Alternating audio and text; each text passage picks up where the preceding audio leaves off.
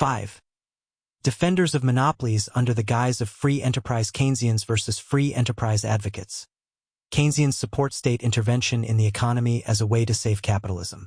In the U.S., there is a movement against state intervention, promoting free enterprise and opposing statism. These defenders of freedom sometimes criticize monopolies, but often are aligned with them. Key figures and their views. Businessmen like Eric Johnston and Clarence Randall champion free enterprise, despite capitalism's flaws. Johnston accepts capitalism enthusiastically, acknowledging its vices but focusing on its merits. Randall praises the free enterprise way of life, emphasizing individualism and competition as virtues. Principle of individualism and competition.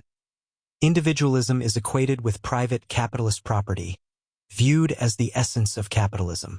Competition is seen as a driver of economic development, creativity, and cooperation. Randall claims competition regulates prices and encourages production for the common good. Critique of competition and monopolies. The reality of competition involves a struggle for survival with significant waste of resources. Monopolies suppress free enterprise, competition, and democratic freedoms. Lenin's perspective. Imperialism transforms competition into financial fraud and despotism. Motivations behind the free enterprise rhetoric. Small and medium-sized firms advocate for free enterprise and anti-monopoly laws, longing for past competition.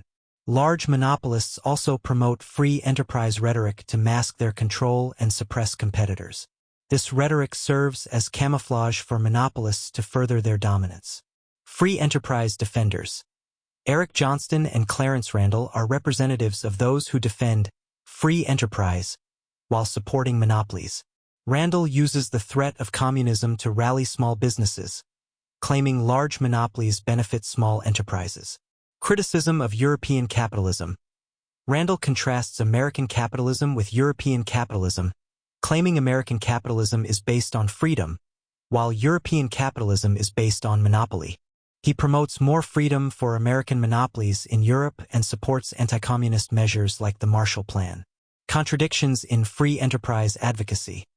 While advocating for freedom, Johnston and Randall actually support state intervention favoring monopolies. They argue that capitalism's chaotic production is beneficial and claim capitalist profit benefits society.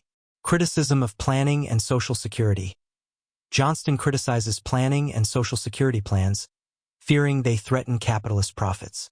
The defenders of free enterprise reject Keynesian intervention as dangerous. Profit and capitalism defense. Randall argues that high profits benefit workers by promising higher wages and future security, despite evidence to the contrary. Both attack union leaders who criticize corporate profits and reject any suggestions to limit profits. Monopolists in government. Randall advocates for more business people in government, arguing it would bring fresh forces and improve government-business relations. He argues that businessmen's experience in handling funds would be beneficial for national budget management. Monopolists' control of state apparatus. Businessmen entering government positions aim to enrich monopolies rather than serve public interests.